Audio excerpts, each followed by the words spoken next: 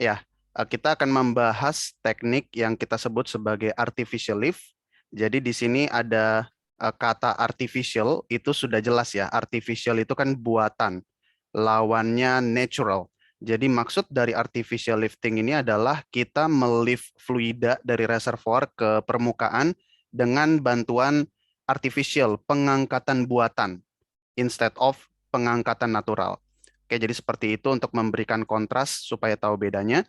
Nah, kita berangkat dulu dari production system di uh, oil field atau gas field seperti itu. Dan ini kita sudah cukup familiar. Kita punya reservoir di sini, kita punya sumur, kita punya wellhead, kita punya flow line, dan juga ada separator, dan terakhir ada stock tank. Nah, masing-masing komponen di bagian dari production system ini memiliki atau memicu pressure drop, ya. Ada pressure drop dari reservoir ke sumur, ya. Ada pressure drop dari bottom tubing sampai ke upper side, upper tubing gitu ya. Across tubing ada pressure drop. Di choke, let's say ya di sini ya misalnya di choke seperti tadi kemarin kita bahas, choke itu adalah untuk kontrol laju alir. Di situ pun ada pressure drop, ada delta P. Di sepanjang flow line juga ada delta P, ada pressure drop yang jika kita akumulasi seluruh total pressure drop itu akan ada tanda tanya, mampu nggak tekanan P reservoir itu memicu aliran, ya.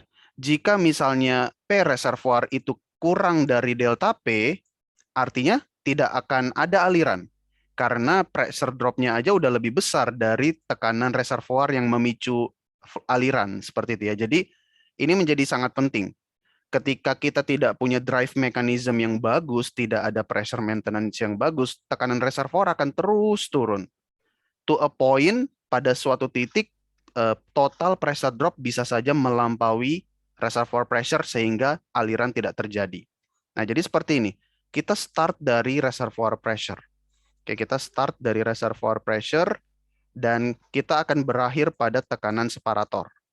Nah, kita dari reservoir menuju separator itu ada banyak sekali yang harus kita lewati. Ada reservoir itu sendiri, kemudian ada sand phase. Sand phase ini artinya daerah tepat setelah perforasi, kemudian masuk ke bottom hole, di tubing, ada lagi bertemu dengan safety valve, kemudian ada di wellhead, ada choke, ada flow line, dan terakhir bertemu dengan separator. Dan itu ada banyak sekali pressure drop yang membuat dalam tanda petik tekanan itu makin habis.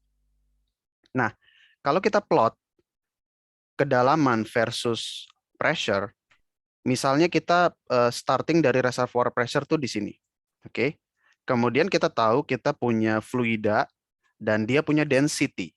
Density ini kita bisa convert menjadi apa yang namanya gradient, ya. Gradient tekanan itu mirip sekali artinya dengan density.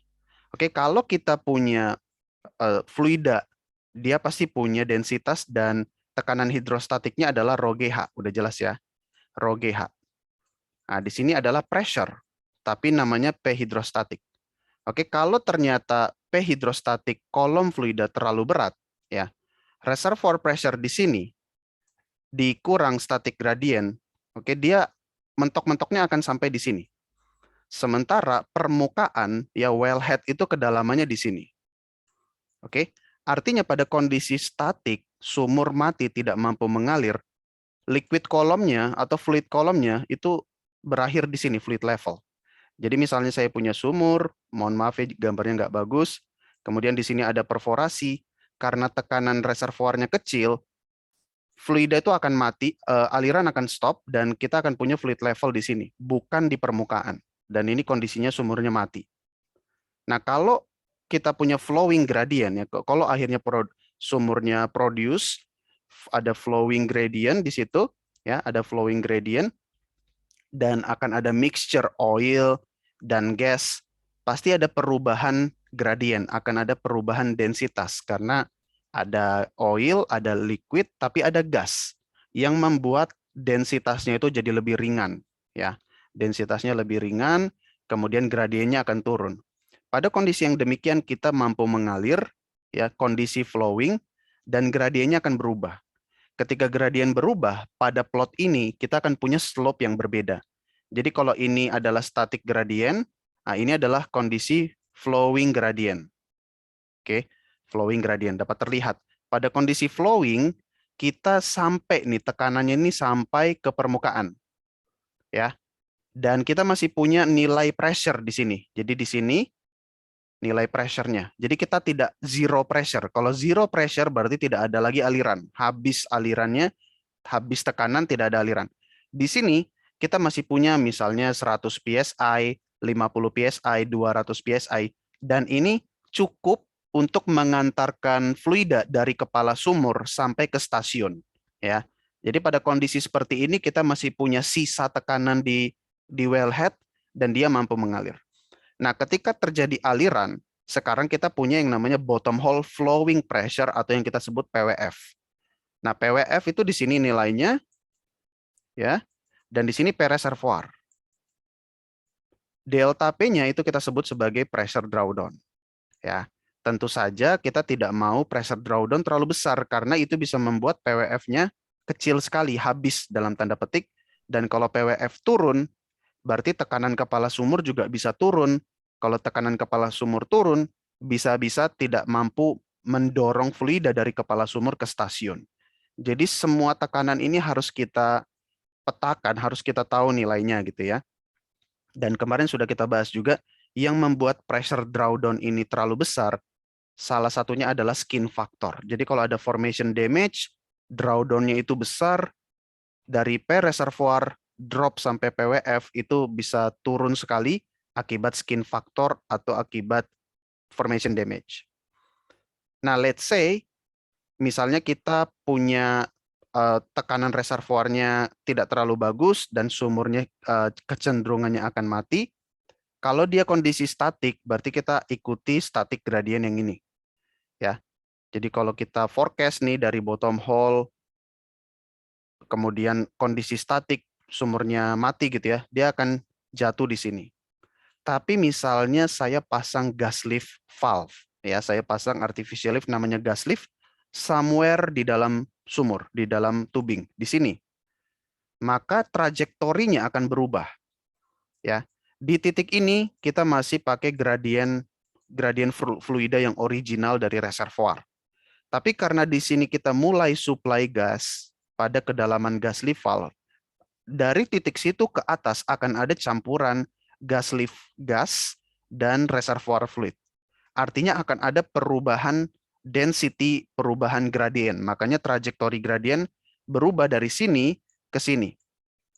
Oke? Dan dapat teman-teman lihat dari kartun ini, dari representasi ini, kita mampu flowing karena tekanan kepala sumurnya juga masih ada sisa untuk mengantarkan fluida dari wellhead ke stasiun. Oke, that's why kita starting di bawahnya ini adalah bottom hole flowing pressure karena dia mampu mengalir.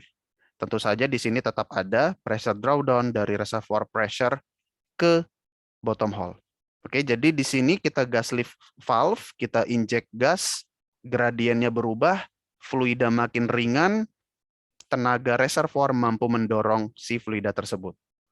Nah, bagaimana kalau kita pasang pompa? Ya, kalau pasang pompa agak berbeda. Jadi kita start dari reservoir pressure. Let's say kita mampu mengalir, jadi kita punya bottom hole flowing pressure.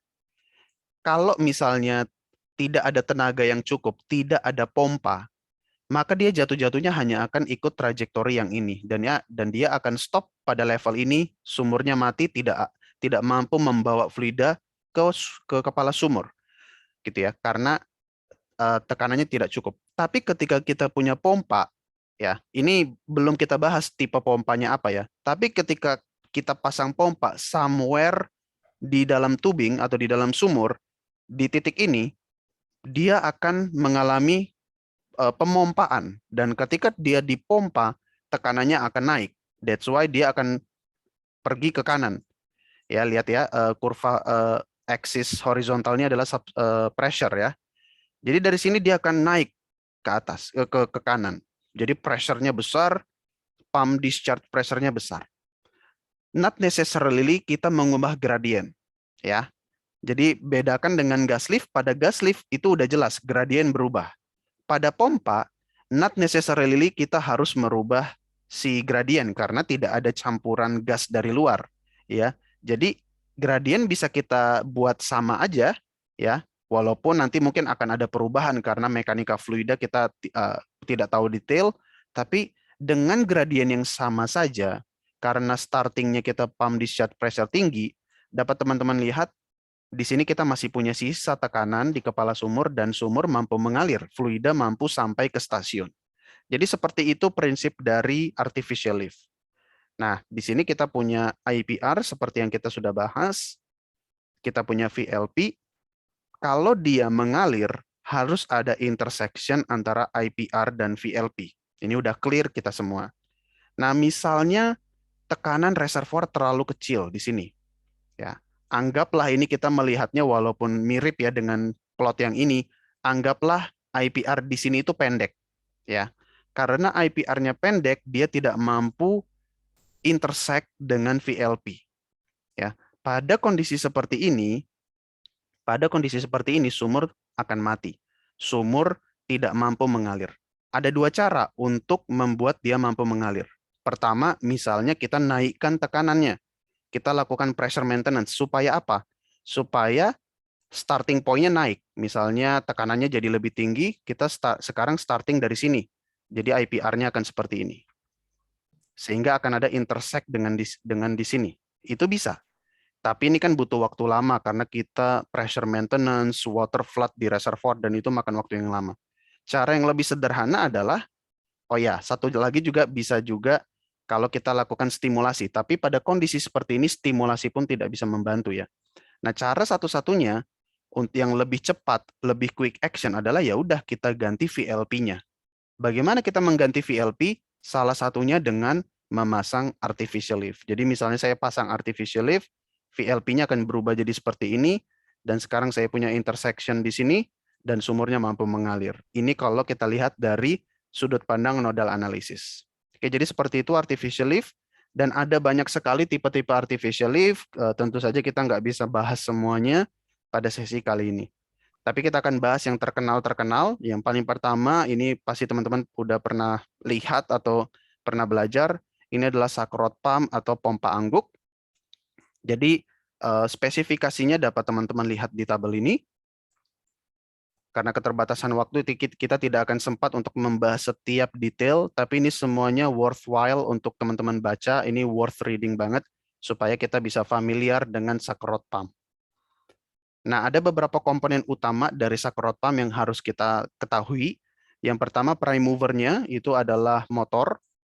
Oke, kemudian di sini ada reduction gear. Gunanya adalah untuk mengubah rotasi, ya, dari rotasi yang ribuan, ya, rotasi per menit di motor, 3.600 rotasi per menit, ya, yang terjadi di motor. Dengan kita pakai reduction gear, rotasi akan menjadi jauh lebih kecil di bagian sini. Kenapa rotasi harus kita kecilkan? Karena nggak mungkin horse head ini, pompa angguk ini, mengangguk 3.600 anggukan dalam 1 menit. Ya, bisa patah semuanya, ini bisa lepas semua komponen-komponennya karena nggak mungkin 3.600 anggukan dalam 1 menit atau ratusan anggukan dalam 1 menit. That's impossible, itu hanya merusak alat. Yang bisa melakukan perputaran ratusan rotasi per menit itu ya motor, seperti itu ya. That's why harus ada reduction gear sehingga perputaran nantinya di bagian surface komponen ini jauh lebih kecil. Nah, perputarannya itu akan diteruskan oleh yang namanya crank. Ya, jadi crank ini adalah lengan yang persegi panjang ini, dia akan berputar rotasi jauh lebih lambat akibat adanya gear reduction. Oke. Kemudian di ujung dari crank ini akan ada rotary counterbalance. Ini berat sekali yang kita pasang untuk membalance berat dari fluida. Ya, jadi kalau dia tidak ada counterbalance, maka crank ini akan akan berputar cepat tergantung dengan beban fluidanya gitu ya. Karena beban fluida itu sangat berat Jadi supaya bisa balance, harus kita pasang pemberat di lengan crank. Nah, kemudian dari crank, ada yang namanya pitman. Nah, pitman ini yang menghubungkan crank, lengan crank ini dengan walking beam. Ya, jadi harus ada pitman ini. Dan dengan adanya pitman ini, gerakan rotasi yang terjadi di crank itu akan diubah menjadi gerakan naik turun pada walking beam. Ya, jadi ini terus berputar, tapi karena ada pitman, maka walking beam tidak rotasi, tapi dia akan naik turun. Ya, dia akan naik atau dia akan turun. Nah, kemudian ujung dari walking beam ini adalah horse head. Horse head inilah yang akan kelihatan mengangguk seperti itu, naik turun, naik turun. Kemudian ada bridle disambung dengan rod. Oke, jadi teman-teman mungkin bisa membayangkan dan juga mungkin bisa cek video-video di YouTube. Ini bergerak rotasi, ini bergerak naik turun, sehingga kita seperti menimba. Di ujung di bawah, di situ ada pompa, yang mana pompa ini akan seperti timba yang naik turun, dan dia mengangkat fluida. Nanti gerakan menimba ini akan ada videonya. Nah, sebagai engineer, kita perlu melihat spesifikasi dari masing-masing komponen termasuk dari surface unitnya. Gitu ya. Ini kita sebut sebagai surface unit, sebagai sebuah kelengkapan, dan ada banyak size. Size-nya ini bergantung kepada beban fluida yang akan kita angkut, ada ukuran besar, ada ukuran kecil, dan kita perlu familiar dengan katalog-katalog industrial. Ya, jadi di mana kita akan beli, kita purchase sakrot pump-nya, kita baca katalognya, kita lihat dimensinya. Seperti itu. Nah, kemudian tadi itu ada surface unit, sekarang ada downhole unitnya. Downhole unitnya itu komponen utamanya pertama ada pump barrel, ya di sini ada seperti ya bodi utama tempat terkumpulnya fluida. Itu kita sebut sebagai barrel. Kemudian di ujung barrel di sini ada yang namanya valve. Ada standing valve dan ada nanti di plunger itu adalah traveling valve. Ya, jadi standing valve ini duduk pada bagian barrel, kemudian di bawah ini adalah seat assembly. Ini yang membuat si pompa ini terpasang pada tubing. Seperti itu ya, ada hold down seal assembly. Kemudian yang akan menimba, yang akan mengambil fluida dari dalam barel itu kita sebut sebagai plunger. Oke, ada plunger, dan di ujung bawah dari plunger ini adalah traveling valve. Permainan atau gerakan dari standing valve dan traveling valve inilah yang akan membuat fluida itu keangkat dan fluida itu masuk. Oke, jadi seperti itu.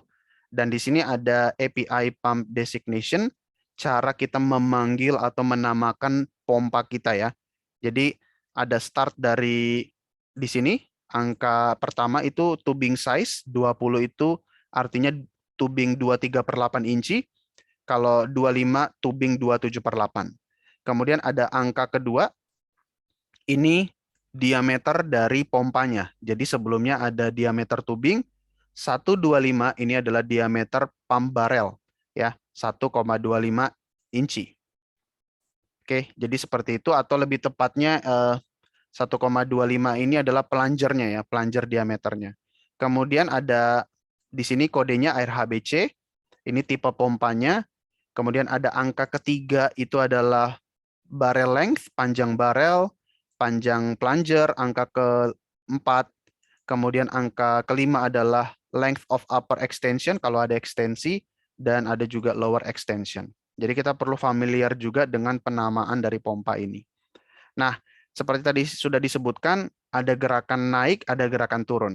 Kalau gerakan downstroke turun itu seperti ini bentuknya. Ya, jadi walking beam-nya naik seperti ini, horse head-nya mengangguk ke atas, kemudian dia mulai turun, dan terakhir horse head-nya lurus seperti ini. Kalau dia upstroke, kalau dia menimba naik, dia akan naik seperti ini. Oke, jadi seperti itu. Dan kalau kita lihat dari sisi downhole-nya, ya, fluida akan masuk, fluida akan masuk,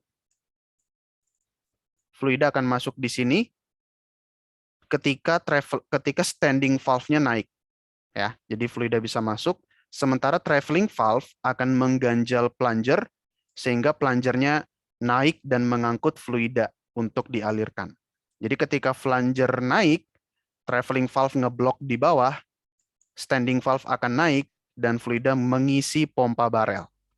Oke, kemudian udah diangkut ke atas, baru mulailah kita downstroke. Kita mulai turun. Ya, ketika downstroke dimulai, tubing akan standing valve akan duduk mencegah aliran dari sumur, dari reservoir, dan traveling valve akhirnya kebuka. Traveling valve kebuka, standing valve masih tutup, maka pompa plunger akan ngambil fluida dari dalam barel. Dan ini akan menjadi siklus, mulai lagi upstroke, ketika upstroke traveling valve akan ngeblok, kemudian dia akan mengangkut fluida dari plunger ke atas, tapi at the same time akan masuk reservoir fluid ke dalam pompa barel. Jadi akan seperti itu gerakannya, seperti itu ya. Dan ada macam-macam pompa, memang ini komprehensif dan kita nggak bisa cover semuanya. Ada berbagai tipe pompa berdasarkan ketebalannya, ada yang tipis, ada yang tebal. Yang tebal ini tentu saja dibutuhkan untuk reservoir fluid yang banyak padatannya, seperti itu. Ada juga mekanisme dudukannya, seperti itu. Ya, jadi di sini ada perbedaan antara yang dinding pompanya tipis, ada yang tebal, dan ini adalah gambar dari standing valve atau ball valve-nya ya, dengan dudukannya. Oke, jadi simple sebenarnya. Ini adalah valve bolanya, ball valve, dan ini adalah dudukannya. Nah, ini mekanisme hold down yang membuat si pompa ini stay di dalam tubing. Ada yang anchor-nya di atas, ada yang anchor-nya di bawah. Ya, jadi dia ngelok pada tubing akibat mekanisme anchor ini. Kemudian ini bentukan dari pump barelnya yang mirip seperti tubing juga, silinder juga seperti itu. Kemudian ini plunger, mirip juga, cuman diameternya lebih kecil supaya plunger bisa masuk barel, barel bisa masuk tubing.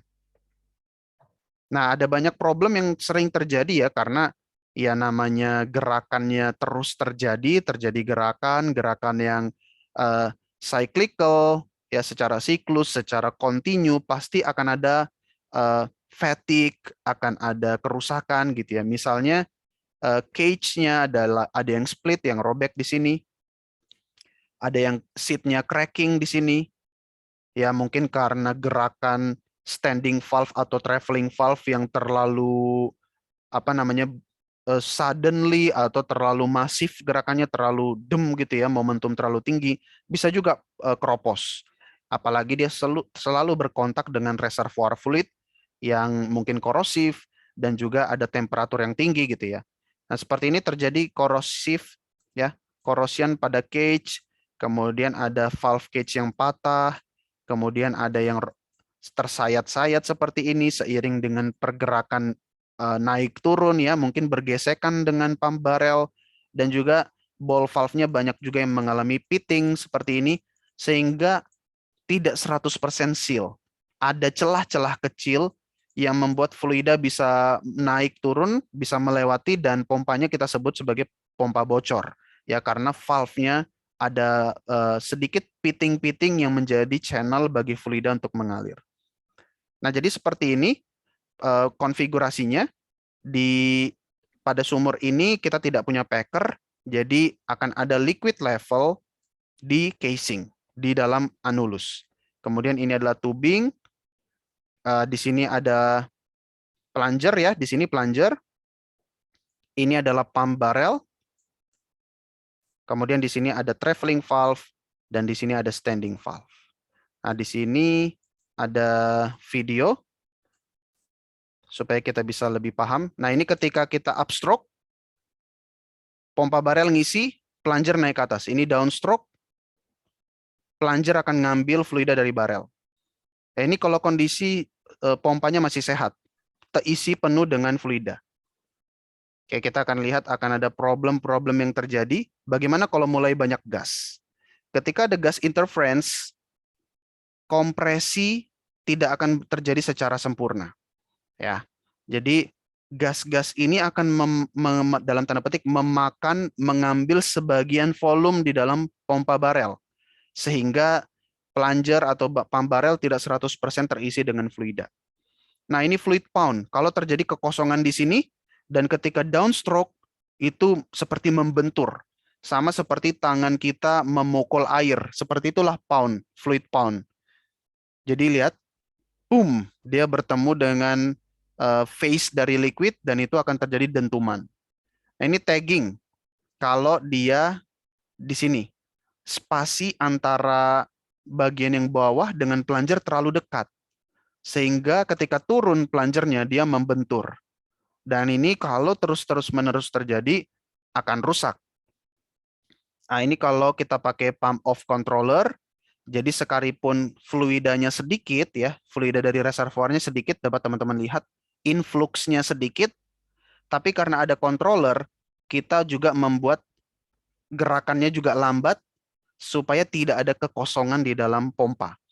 Jadi walaupun supply atau inflow dari reservoir sedikit, tapi karena outflow-nya juga dikit, jadi kita bisa mencegah terjadinya kekosongan.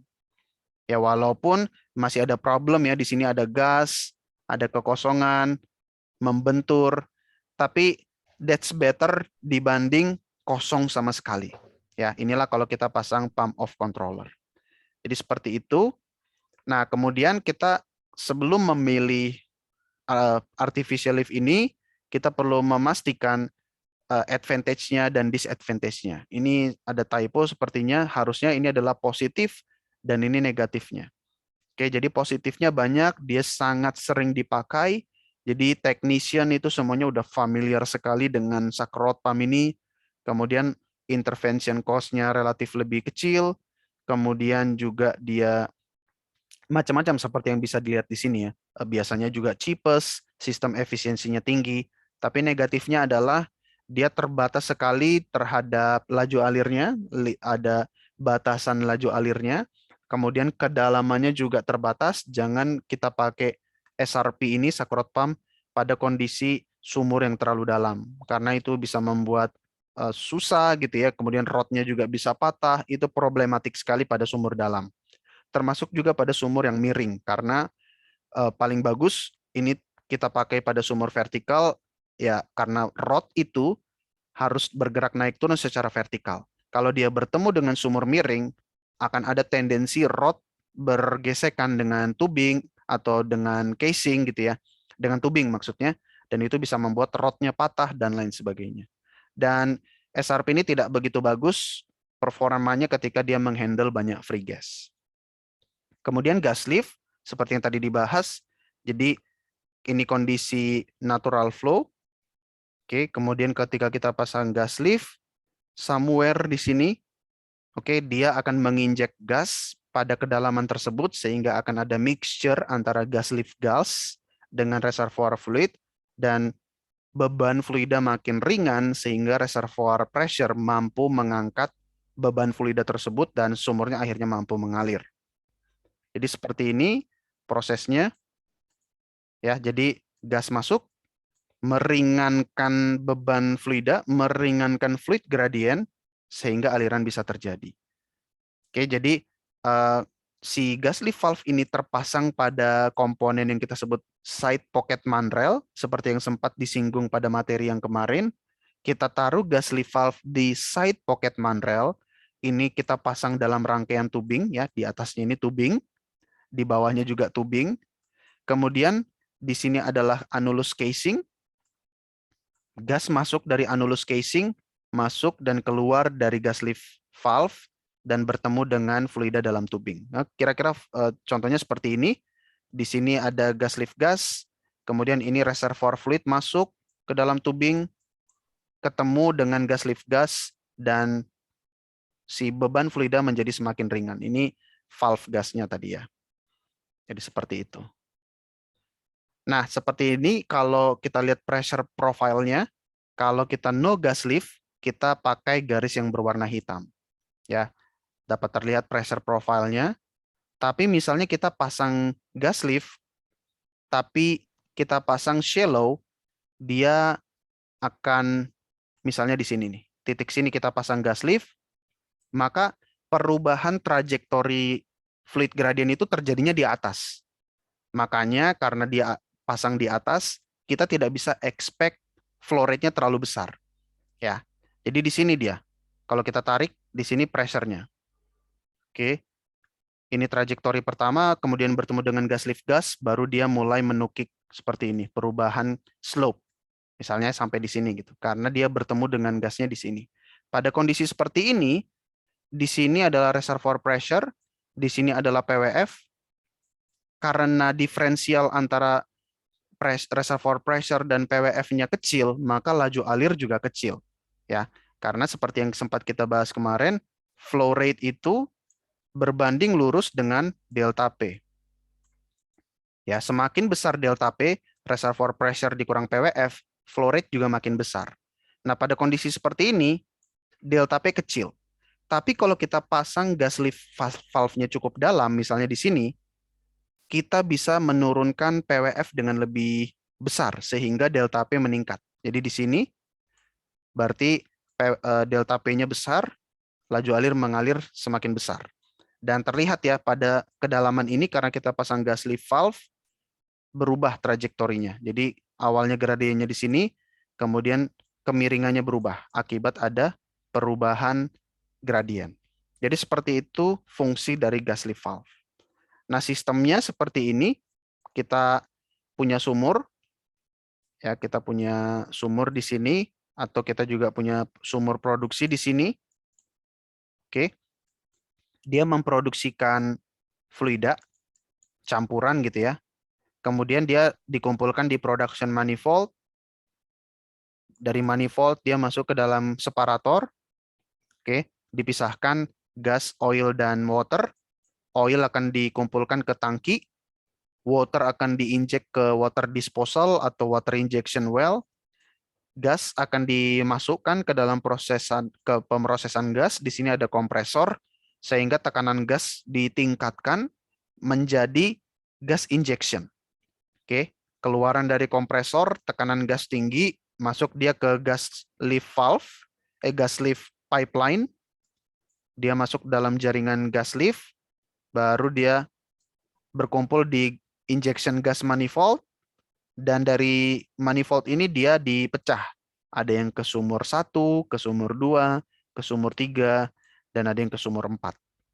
Ya, di sumur 4 dia masuk ke dalam anulus, dan dia bertemu dengan gas lift valve, dan masuklah gas lift gas masuk ke dalam tubing dan bertemu dengan fluida produksi. Dan demikian cycle terjadi. Ada beberapa tipe gas lift valve. Yang pertama adalah gas lift valve biasa. Oke, ini biasanya dipakai untuk loading, ya, loading fluida. Kemudian ada yang namanya orifice valve. Orifice valve ini valve yang selalu terbuka, ya. Jadi tidak ada mekanisme tutup atau membuka. Kalau gas lift valve dia punya mekanisme tutup atau membuka. Kalau orifice valve dia tidak ada, dia selalu terbuka. That's why biasanya continuous injection itu dilakukan melalui orifice valve. Ya, karena kalau pakai gas lift valve ini akan ada throttling, ya, karena siapa tahu tekanannya turun, gas lift valve nutup. Tekanan naik, gas lift valve membuka. Jadi tidak continue injeksi bisa saja. Tapi kalau orifice valve karena dia hanya lubang di situ, tidak ada mekanisme tutup buka, maka injeksi akan terus terjadi. Kemudian ada gas lift dummy valve. Ini tidak ada lubang sama sekali, ya, hanya valve polos yang digunakan untuk ngeplak.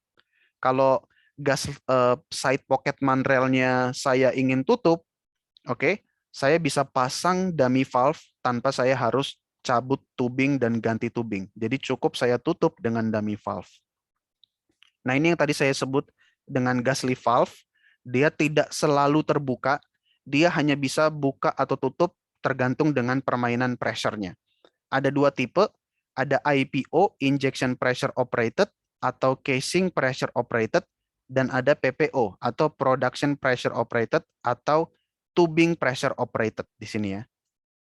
Nah, jadi kalau IPO, buka tutup dari valve ini, ya, stemnya ini, Dia akan terbuka kalau kita naikkan tekanan dari casing. Ya, jadi ketika kita naikkan injection pressure, pressure-nya tinggi, ini keangkat. Ya, ini keangkat sehingga gas bisa masuk keluar dari lubang-lubang valve. Oke. Tapi kalau PPO, tubing pressure operated, dia lebih majority kekuatan pengangkatan itu di-provide dari fluida dalam tubing. Ya, jadi fluida dalam tubing di sini mengisi valve karena dia ada pressure, dia sudah memberikan gaya angkat ya untuk membuka valve ini, tapi dengan sedikit tambahan tenaga dari injection pressure dari sini, baru dia bisa kebuka. Oke, jadi seperti itu, ada yang dipengaruhi secara dominan oleh casing pressure, injection pressure, ada yang dominan dipengaruhi oleh tubing pressure. Nah, kita tidak bisa dengan simpelnya, oh naikkan injection rate, berarti kita naikkan produksi. Tidak bisa. Untuk gas lift valve harus kita lakukan nodal analysis dan gas lift optimization analysis. Pertama kita buat dari nodal analysis dulu, kita dapatkan seperti ini. Jadi di sini saya variasikan beberapa gas injection rate. Ada yang 1 mm, 2 mm, setengah mm, dan saya akan lihat plotnya seperti ini.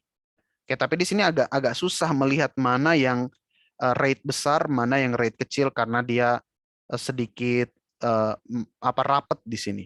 Nah, saya bisa pindahkan view-nya menjadi gas lift optimization plot. Nah, di sini dapat kita lihat ini adalah oil rate versus gas lift injection rate. Nah, dapat kita lihat ketika saya naikkan injection rate, gas injeksinya saya naikkan dari 0 mm sampai sekitar 5, itu oil rate naik. Oke. Tapi kalau saya tambahkan gas injection rate makin lama makin besar gitu ya. Saya bukannya dapat oil semakin banyak, oilnya malah makin turun seperti ini. Kenapa? Karena kelebihan gas akan memberikan back pressure juga di dalam tubing. Sehingga yang harusnya dia meringankan fluida, dia malah mendorong fluida masuk lagi ke dalam reservoir. Ya, karena tekanannya terlalu besar, gas berlebihan, dia nge-push balik fluida masuk kembali ke reservoir sehingga fluidanya turun, production rate turun. That's why kalau kita sebut gas lift yang optimum, ya paling secara praktikal saya akan pilih di sini atau di sini. Jadi saya akan inject dengan antara 3 mm atau 5 mm. Jadi saya juga nggak berlebihan membagikan gas saya ke masing-masing sumur. Nah, masing-masing sumur harus dilakukan analisis seperti ini supaya saya tahu saya mau distribusikan 3 mm ke sumur ini, 1 mm ke sumur situ, 5 mm kemana gitu. Saya bisa distribusikan dengan permainan valve di network, di surface facility. Oke, dan kita juga perlu melihat advantage dan disadvantage-nya tentu saja. Kalau advantage-nya adalah fleksibilitas untuk optimize production. Nah, ini seperti yang kita sempat bahas dalam Q&A kemarin. Kita bisa dengan mudah mengoptimize production dengan mengubah-ubah gas injection rate. Nah, kemudian valve bisa dengan mudah kita cabut pasang dengan menggunakan wireline. Dia mampu menghandle fluida yang banyak pasirnya.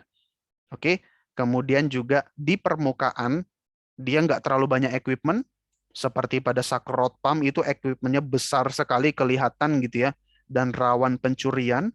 Tapi kalau gas lift valve atau gas lift dia sederhana. Di permukaan ya hanya seperti Christmas tree biasa. Kemudian disadvantage-nya. Disadvantage-nya adalah dia butuh kompresor. Tentu saja ya dia butuh kompresor dan kompresor itu tidak murah. Ya, kompresor itu cukup ekspensif. Jadi kalau sumurnya dikit bisa jadi tidak ekonomis. Kalau sumurnya dikit bisa jadi tidak justified untuk kita mengadakan kompresor karena kompresornya aja udah mahal. Kalau sumurnya dikit ya nggak ekonomis seperti itu ya. Kemudian dia berpotensi memberikan high back pressure seperti yang tadi saya sebut ketika dia berlebihan injeksi gasnya. Oke, jadi seperti itu dan Gas lift harus hati-hati dengan fluida dengan viskositas yang cukup tinggi, karena bisa jadi kita harus mensuplai banyak gas supaya meringankan atau memudahkan viskositas yang tinggi ini untuk mengalir. Nah, itu mungkin bisa problematik. Jadi untuk fluid viscosity yang tinggi, mungkin kita butuh artificial lift yang lain, misalnya ESP seperti itu. Jadi cukup challenging ketika kita bertemu dengan fluid viscosity yang tinggi. Nah, berikutnya adalah electrical submersible pump. Ini merupakan yang lebih sophisticated ya, tapi intinya dia adalah pompa yang kita rendam di dalam sumur.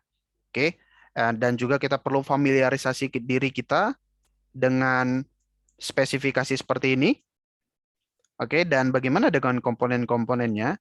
Komponennya kita punya tubing, of course kita punya tubing, dan di ujung tubing kita punya rangkaian pompa. Oke, rangkaian pompa, dan di ujung bawah dari pompa di situ ada motor sebagai penggerak mula yang menyediakan pergerakan rotasi. Dan ini internal dari pompanya ada motor, di sini ada seal yang merupakan mekanisme untuk mencegah fluida dari reservoir jangan sampai masuk ke dalam motor karena itu bisa merusak motor, ya.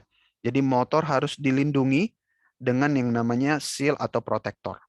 Kemudian pada bagian ini adalah pump intake, fluida dari sumur masuk melalui lubang-lubang intake. Kemudian inilah bagian utama dari pompa, ya, ada beberapa stage. Di tengah-tengahnya adalah shaft, pump shaft yang merupakan penerus gerakan ya, yang berawal dari motor.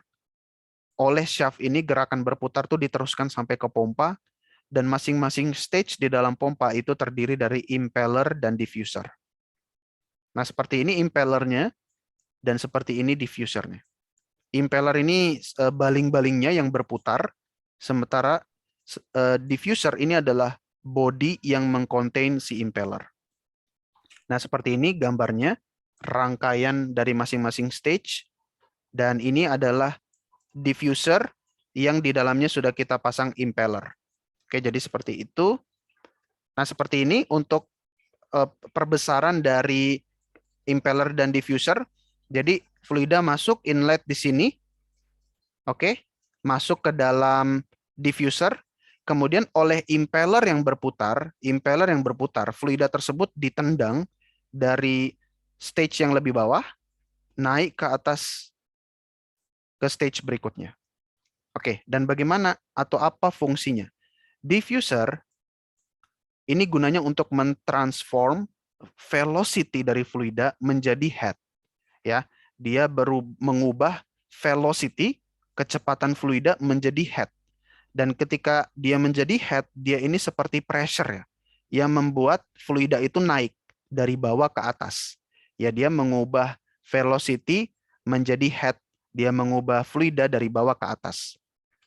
Sementara impeller sebagai baling-baling, dia berusaha atau mentransfer energi dengan rotasi. Oke, dengan dia bergerak rotasi, dia memberikan kinetic energy kepada fluida. Jadi fluida memiliki velocity. Nah, velocity nantinya akan di-convert menjadi head oleh diffuser berikutnya. Dan akibat itu fluida akan naik ke atas. That's why ini manfaat dari perpaduan antara diffuser dan impeller.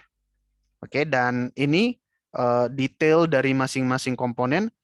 Pompa untuk menaikkan tekanan, gas separator untuk memisahkan gas supaya minim gas yang masuk ke dalam pompa, karena ketika gas masuk dalam pompa akan ada kavitasi, ada gas lock yang membuat efisiensi pompa itu turun tajam gitu kalau kebanyakan gas.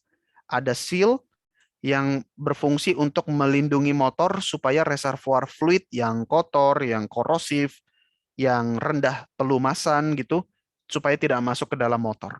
Dan motor ini merupakan komponen elektrikal yang mengubah energi listrik menjadi energi gerak. Yang kemudian gerakan itu diteruskan oleh shaft ke pompa. Nah, motor bagaimana dia dapat suplai listriknya? Tentu saja dengan kabel. Jadi ada kabel di sini dan dia somewhere bertemu dengan bagian pot head di sini sehingga connect antara kabel dengan motor.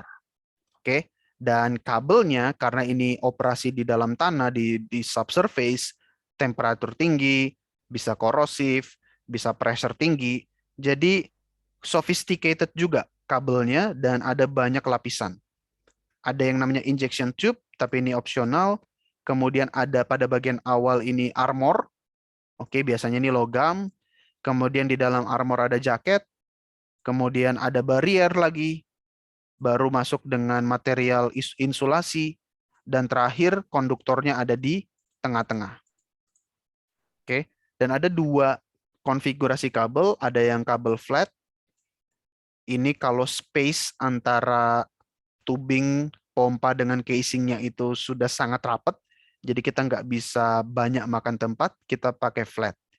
Jadi dia bisa masuk pada space-space yang sempit, tapi memang tenaganya, kekuatan dia bisa jadi terkompromis, tidak terlalu kuat karena memang bentuknya flat.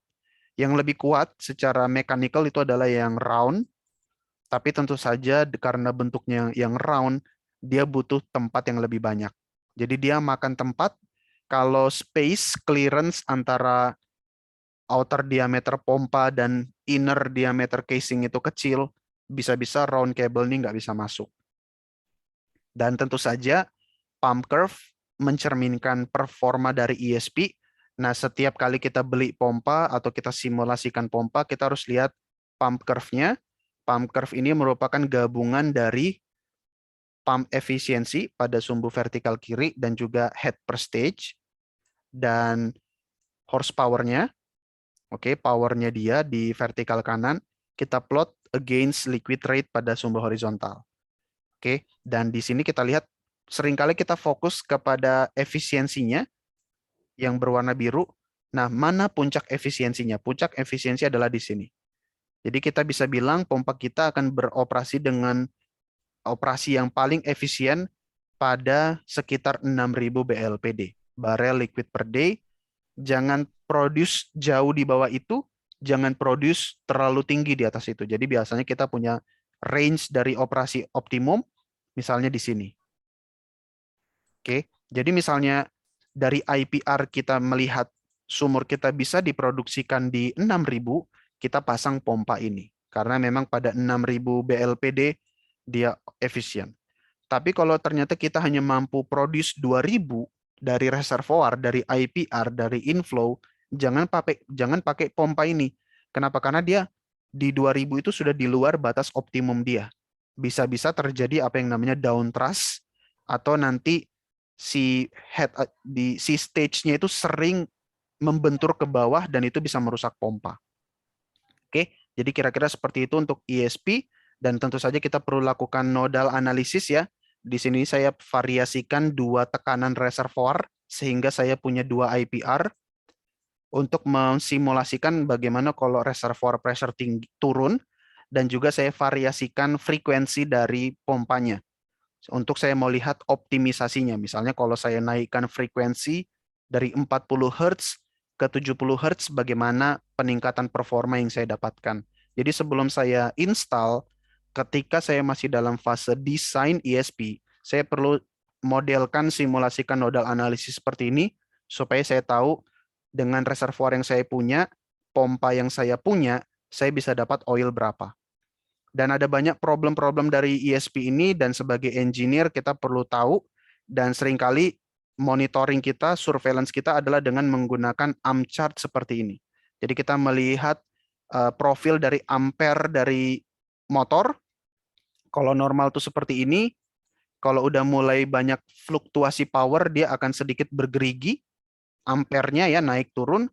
Kalau ada gas lock, dia akan dynamic seperti ini, kemudian stop, yang artinya pompanya mati ya. Pompanya mati akibat gas lock. Kalau Gacy, ampernya akan naik turun seperti ini, walaupun tidak terlalu spiky ya, tapi dia seperti ini. Ini berarti ada banyak gas. Kemudian kalau ada cycling dari powernya, dia akan naik turun seperti ini.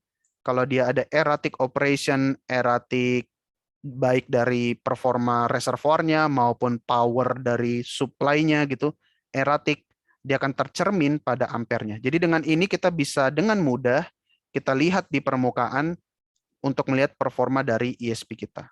Nah, ini terakhir untuk bagian ESP, kita perlu tahu advantage dan disadvantage-nya. Advantage-nya adalah dia punya volume yang tinggi, jadi kita bisa produce rate tinggi dan bisa kita install cukup dalam, efisiensinya cukup tinggi, dan low maintenance, tapi seringkali kita nggak perlu maintenance sampai tiba-tiba rusak ESP-nya. Nah, itu sedikit problem juga ya. Jadi ketika dia beroperasi mulus, tidak ada problem, ya low maintenance gitu ya. Tapi ketika ada electrical problem, ya that's it, rusak dan harus kita cabut. Dia cocok dan mampu produce pada sumur miring, tidak seperti sakrot pump. Dan disadvantage-nya tentu saja kita butuh electrical power system, kita perlu overhead, ya, kita perlu tiang listrik, kita perlu kabel yang panjang menghubungkan stasiun pembangkit listrik sampai ke sumur. Kemudian seringkali susah di repair di lapangan, jadi harus kita bawa ke shop-nya si vendor, penjual dari ESP kita, karena seringkali kita tidak punya expertise untuk itu sebagai oil company. Kemudian dia juga unfortunately rentan terhadap gas, semua pompa rentan terhadap gas, dan dia juga punya difficulty dalam menghandle viscous fluid.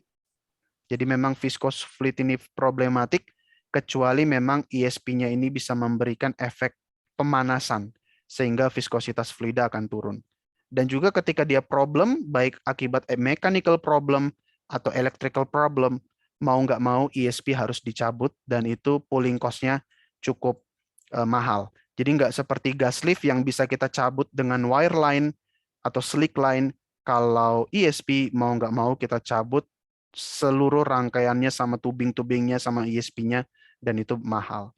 Oke, ini untuk ESP. Kita punya waktu berapa menit lagi, Mas Fahmi?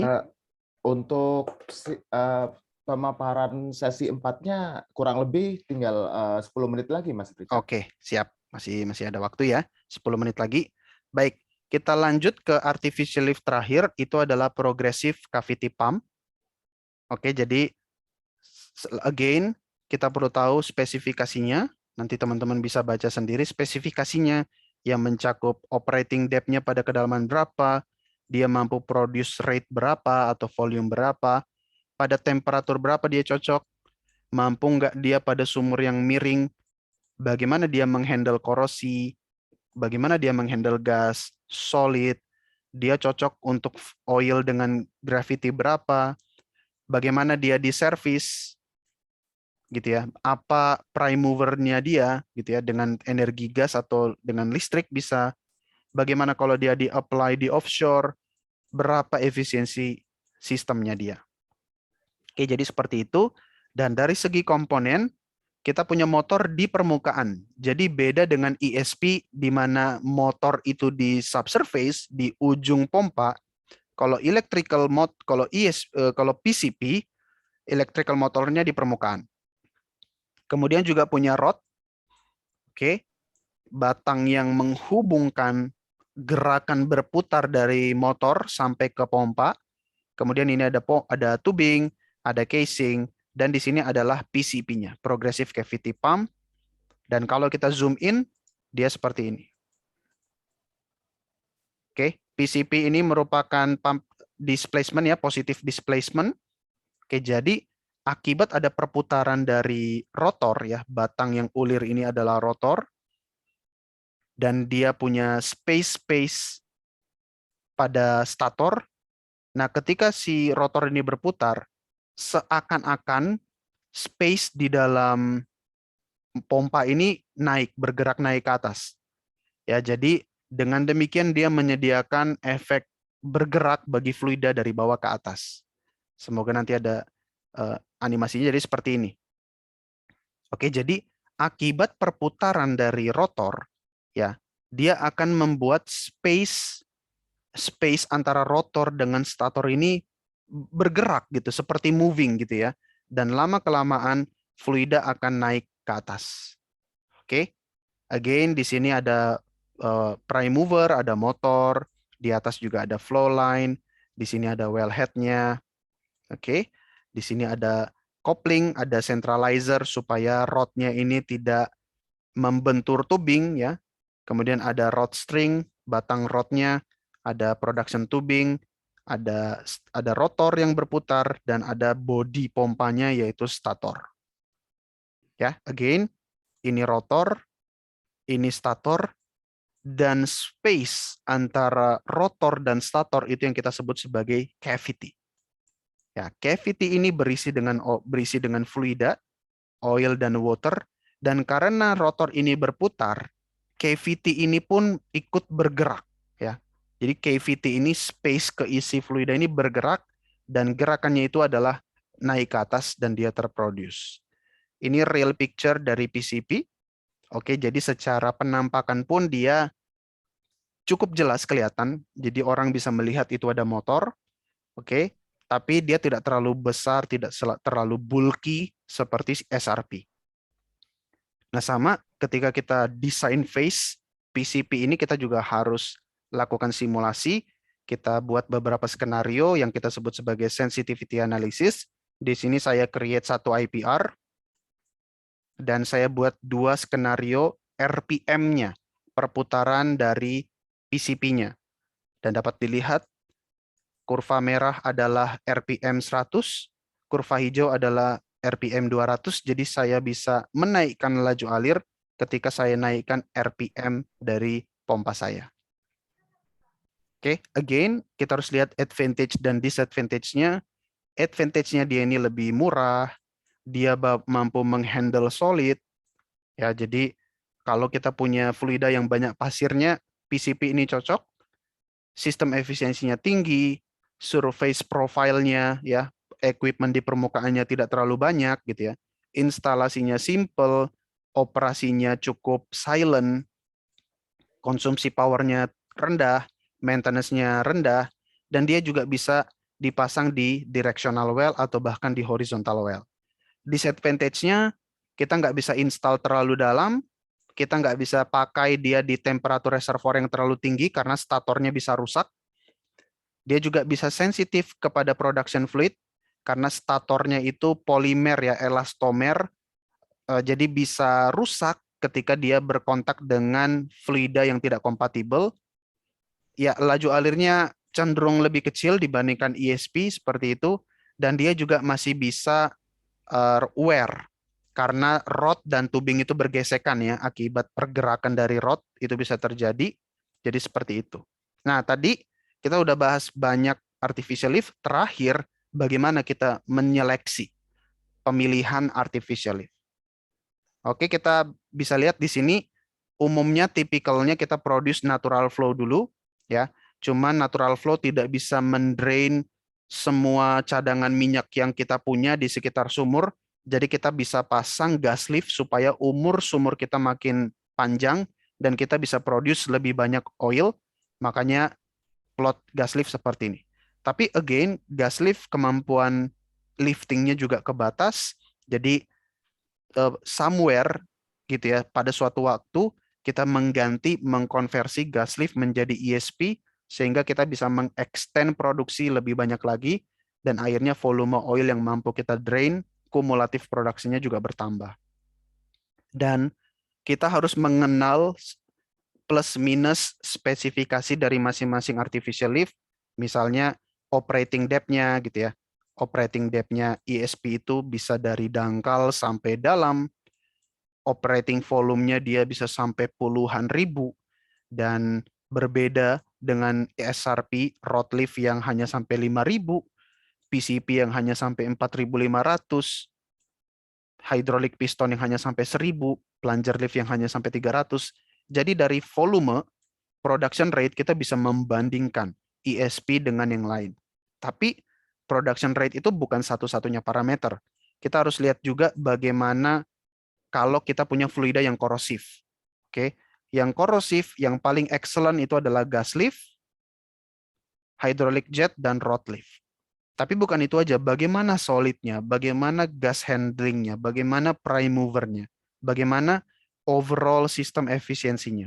Dapat dilihat di sini, ESP itu bisa 35-75%, gas lift ini bisa dibilang rendah, 10-30% saja efisiensinya, seringkali gasnya tidak bisa terpakai dengan baik, hydraulic jet juga rendah, rod lift ini mulai tinggi 45-60, PCP 40-70, hydraulic piston 45-55, plunger lift ini susah untuk kita hitung efisiensinya. Oke, itu versi yang lebih komprehensif, tapi yang lebih gampang juga bisa kita lakukan dengan good or bad aja. Gitu misalnya kalau kita lihat sumur kita, oke kita punya sumur dan kita pilih beberapa parameter yang paling relevan. Misalnya untuk productivity yang tinggi, untuk kondisi reservoir saya yang sering punya produksi pasir karena loose sand ya atau unconsolidated, atau saya punya aromatic oil kedalamannya di atas 2.500, water cut-nya tinggi, GOR-nya tinggi, investment-nya tidak terlalu mahal, saya akan lihat mana yang paling bagus. Dan dari filtering ini kita lihat ESP cocok semua.